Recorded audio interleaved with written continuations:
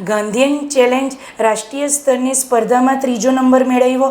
ત્યાર પછી લનેક્સ સિંગાપોર દ્વારા સ્કિલ ડેવલપમેન્ટ કમિટીમાં એક પ્રોગ્રામ રાખવામાં આવ્યો હતો. એમાં પણ આંતરરાષ્ટ્રીય કક્ષાએ મારો ત્રીજો નંબર પ્રાપ્ત થયો છે. નમસ્કાર.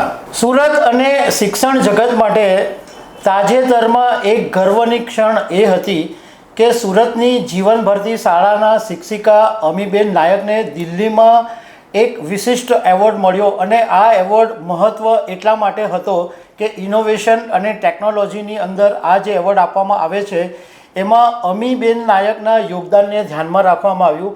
અને ગુજરાતમાં અમીબેન એકમાત્ર એવા શિક્ષિકા હતા કે જે આ એવોર્ડ એમને એનાયત થયો. હવે દિલ્હીમાં કલામ સેન્ટર છે અને કલામ મેમોરિયલ રિસર્ચ એવોર્ડ આપવામાં આવે છે. અને આ એવોર્ડ જ્યારે એમને એનાયત કરવામાં આવ્યો ત્યારે એવી મહાન વિભૂતિઓ પણ ત્યાં હાજર હતી.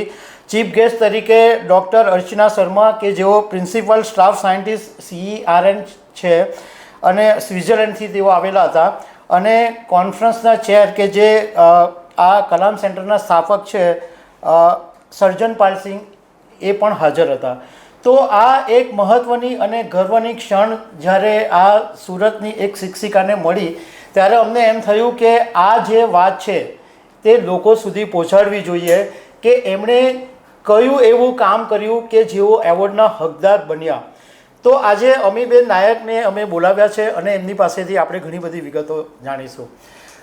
અમીબેન, પહેલાં અમે ખબર છે .com તરફથી તમને અભિનંદન આપીએ છીએ કે તમે એટલું સારું કામ કર્યું કે તમને દિલ્હીથી તમને એવોર્ડ મળ્યો.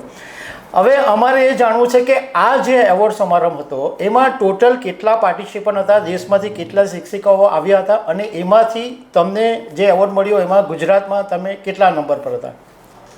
દેશભરમાંથી વિવિધ શિક્ષક અને આચાર્ય પાસેથી ઓનલાઈન અરજીઓ મંગાવવામાં આવી હતી.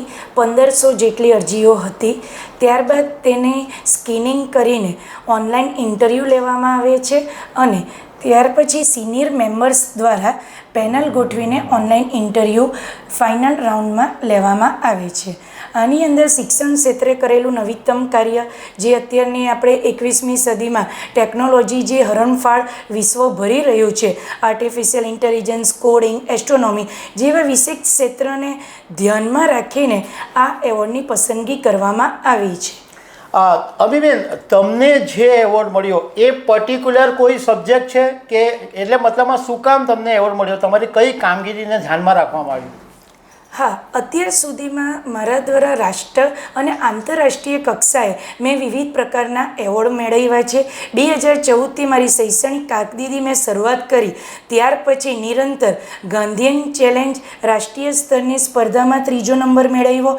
ત્યાર પછી લનેક્સ સિંગાપોર દ્વારા સ્કિલ ડેવલપમેન્ટ કમિટીમાં એક પ્રોગ્રામ રાખવામાં આવ્યો હતો. એમાં પણ આંતરરાષ્ટ્રીય કક્ષાએ મારો ત્રીજો નંબર પ્રાપ્ત થયો છે. તો આ બધા કારણે ત્યાર પછી એસ્ટ્રોનોમીમાં આપણે જોઈએ તો નાસા એસ્ટ્રોઇડ સર્ચ કેમ્પિયન એમાં અમારા જ શાળાના વિદ્યાર્થીએ નિહાલ ચૌહાણે એસ્ટ્રોઇડ સર્ચ કોમ્પિટિશનમાં એસ્ટ્રોઇડ સર્ચ કરવામાં આવ્યું હતું.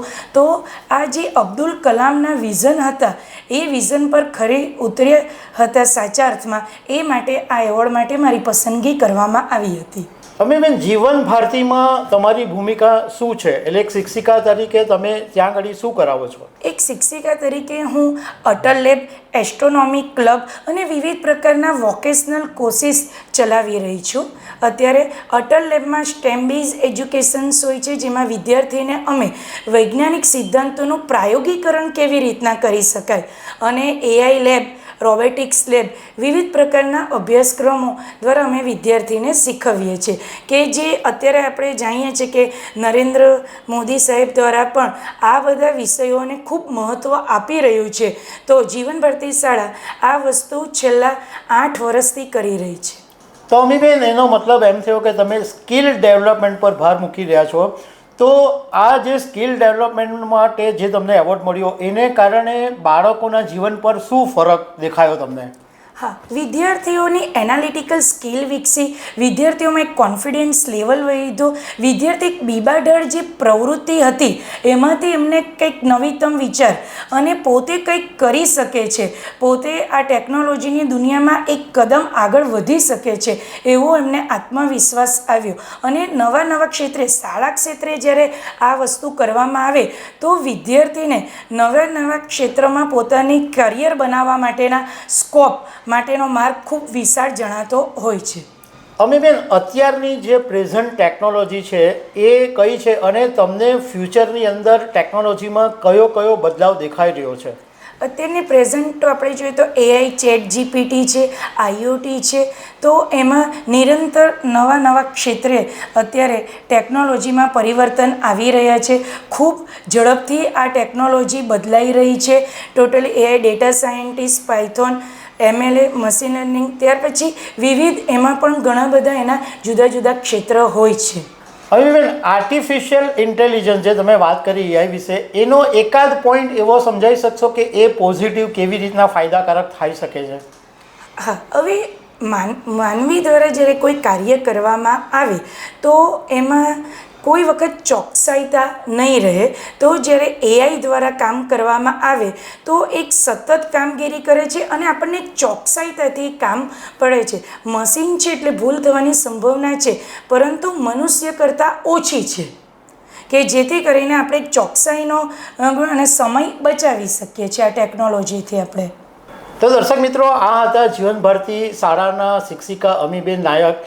એમની વાત ઉપરથી એક વાત એ દેખાઈ રહી છે કે આજે ઘણી બધી એવી હાઈટેક અને મોડર્ન સ્કૂલો છે જે લાખો રૂપિયાની ફી લે છે, અને આ જીવન ભારતી એક ટ્રસ્ટની શાળા છે અને ટ્રસ્ટની શાળાના વિદ્યાર્થીઓ પણ કંઈક કરીને ઉપર આવી શકે અને આવી શાળામાં પણ એક કેપેબલ અને સારા શિક્ષિકાઓ હોય છે એમનો આ એક ઉત્તમ ઉદાહરણ છે.